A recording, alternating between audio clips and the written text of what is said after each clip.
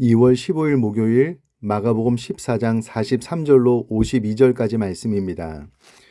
예수께서 말씀하실 때에 곧 12 중에 하나인 유다가 왔는데 대제사장들과 서기관들과 장로들에게서 파송된 무리가 검과 몽치를 가지고 그와 함께 하였더라.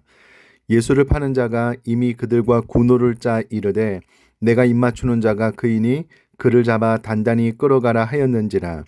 이에 와서 곧 예수께 나와 랍비여 하고 입을 맞추니 그들이 예수께 손을 대어 잡거늘 곁에 서 있는 자 중 한 사람이 칼을 빼어 대제사장의 종을 쳐 그 귀를 떨어뜨리니라. 예수께서 무리에게 말씀하여 이르시되 너희가 강도를 잡는 것 같이 검과 몽치를 가지고 나를 잡으러 나왔느냐. 내가 날마다 너희와 함께 성전에 있으면서 가르쳤으되 너희가 나를 잡지 아니하였도다. 그러나 이는 성경을 이루려 함이니라 하시더라. 제자들이 다 예수를 버리고 도망하니라. 한 청년이 벗은 몸에 배 혼 이불을 두르고 예수를 따라가다가 무리에게 잡히매 배 홑 이불을 버리고 벗은 몸으로 도망하니라. 아멘. 오늘 본문의 말씀은 고난주간 금요일 새벽에 있었던 사건입니다.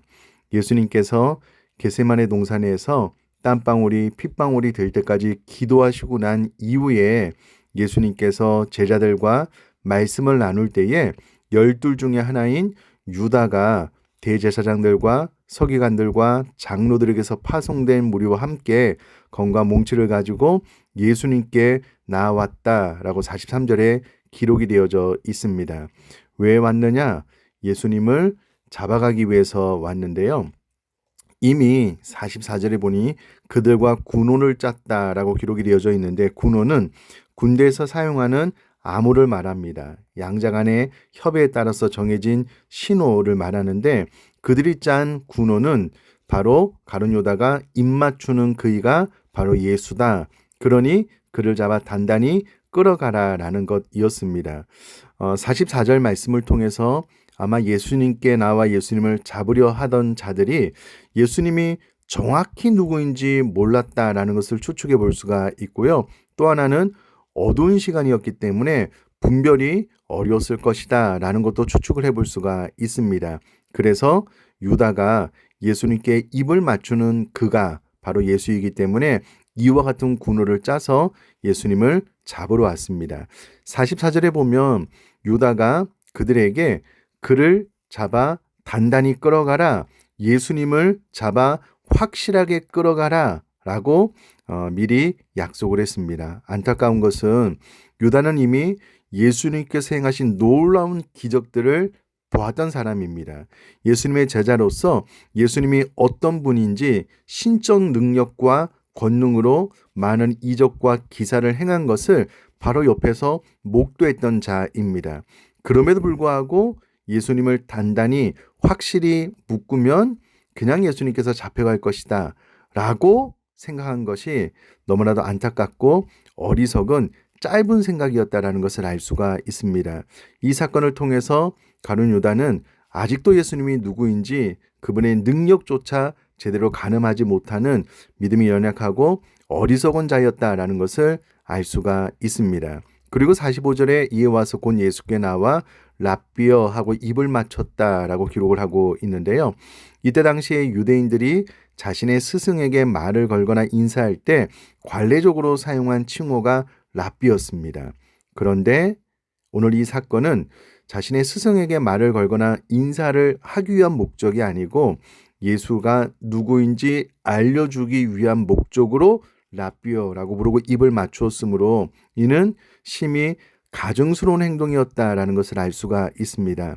동일한 사건을 기록하고 있는 누가복음 22장 48절 말씀 보면 유다야 내가 입맞춤으로 인자를 파느냐라고 이야기를 했습니다. 그러니까 예수님은 입맞춤으로 지금 예수님 자신을 팔아넘기려고 하는 유다의 일을 간파하고 이야기를 했습니다. 그럼에도 불구하고 가룟 유다는 깨닫지 못하고 이 일을 그대로 진행했다라는 것을 알 수가 있습니다.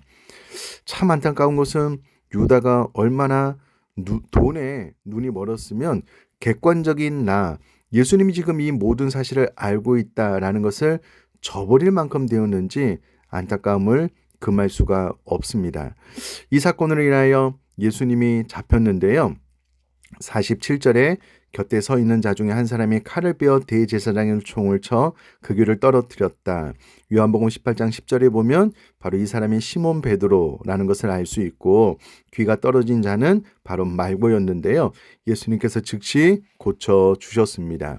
그러면서 예수님께서 잡혀가시면서 48절에 예수께서 무리에게 말씀하여 이르시되 너희가 강도를 잡는 것 같이 건강한 몽치를 가지고 나를 잡으러 나왔느냐. 49절도 50절 제자들이 다 예수를 버리고 도망한 사건도 다 성경의 예언이 성취된 것이다 라는 것을 알 수가 있습니다. 이사야 53장 12절 말씀 보면 그가 범죄자 중에 하나로 헤아림을 입었음이니라. 49절 이는 성경을 이루려 함이니라. 49절 말씀이 이루어진 내용이고요.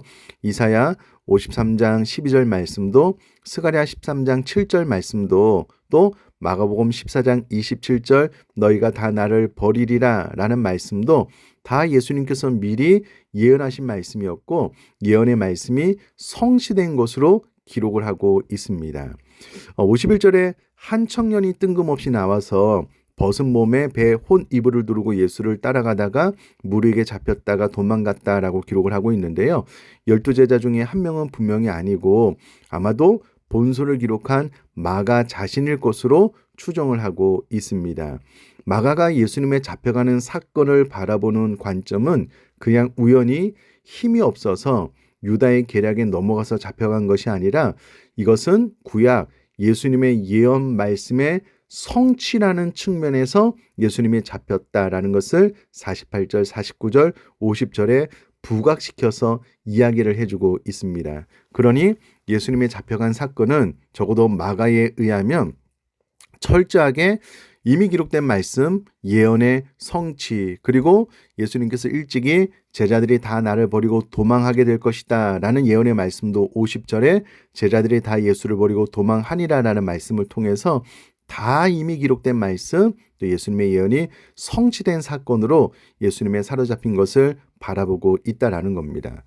저는 이와 같은 관점이 참 중요하다라고 믿습니다. 우리들의 일상에서 일어나는 모든 사건이 하나님의 섭리, 하나님의 다스림을 벗어나서 우연히 안타까운 어떤 사고, 사건이 일어난 것이 아니라 다 하나님의 다스림과 통치 안에서, 하나님의 선하신 성품 안에서 하나님의 뜻이 있어서 우리들의 삶에 어떤 사건이 일어난다라는 관점을 갖는 것은 너무나도 중요하다라고 믿습니다.